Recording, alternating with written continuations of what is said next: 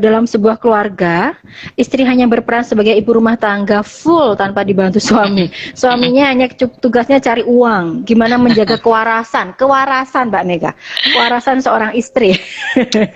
Nah, itu tadi yang saya sempat singgung ya gitu. Jadi kayak Iya, bagaimana setelah menikah, apakah istri boleh kerja atau bagaimana gitu, dan istri bisa nggak mengungkapkan apa yang dia mau juga gitu ya. Kalaupun memang sepenuhnya istri harus di rumah gitu ya nggak masalah, asalkan ini kalau ada bapak-bapak yang denger ya, asalkan penuhi kebutuhannya gitu. Itu yang betul. pertama, menjaga kewarasan sebenarnya, penuhi kebutuhannya, dan tetap berikan waktu untuk istri punya me time gitu. Walaupun anak anak sudah satu, dua, tiga, empat, terserah deh mau anak berapa, tapi kasih kesempatan istri untuk punya waktu dengan dirinya sendiri gitu. Seminimalnya sih ya, seminimalnya adalah kalau memang nggak bisa me time keluar rumah gitu kan, kadang-kadang kita nggak bisa memaksakan diri ya untuk ngikutin orang lain. Bisa me time misalnya nyalon, bisa me time misalnya belanja, atau me time olahraga di luar gitu ya. Nah, kasih kesempatan istri untuk punya me time di dalam rumah gitu. Jadi kasih free time gitu. Kalau istri harus di rumah, misalnya suami yang ngasuh anak gitu. Nah, ini penting, balik lagi ke komunikasi tadi ya. Kalau kalau komunikasi dan bagi tugas tadi, kalau nggak bisa, biasanya itulah sering terjadi huru-hara dalam pernikahan karena istrinya nggak waras akhirnya, karena merasa kelelahan, capek banget gitu kan. Ibaratnya gini, kita baru menikah, belum punya anak, itu aja kita harus adaptasi lagi ya.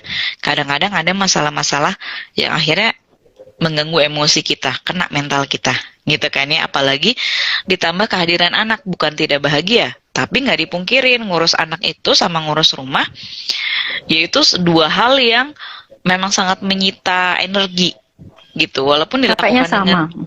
ya walaupun dilakukannya dengan senang hati gitu ya, tapi tetap aja ada batasnya, ada waktunya. Kadang mungkin si ibu itu akan merasa juga lelah banget gitu. Nah, itu yang harus dipahamin sama suami gitu. Misalnya pun nggak punya waktu me time, ya suaminya bersikap baiklah sama istri gitu. Nah Kadang-kadang itu. kan yang ya kan yang bikin huru hara lagi kan, aduh, suami merasanya sudah cari kerja capek gitu ya, pulang ke rumah maunya semua beres, rumah rapi, masakan terhidang gitu ya. Jadi ada kan ya, kita nggak bisa mungkirin, Ada. sementara tenaga istri terbatas gitu. Apalagi kalau anaknya udah lebih dari satu gitu, terus tanpa asisten misalnya, wah itu kan lebih berat lagi ya. Jadi kalau sudah kondisi gitu, ya dua-duanya harus bisa mengelola ekspektasi gitu.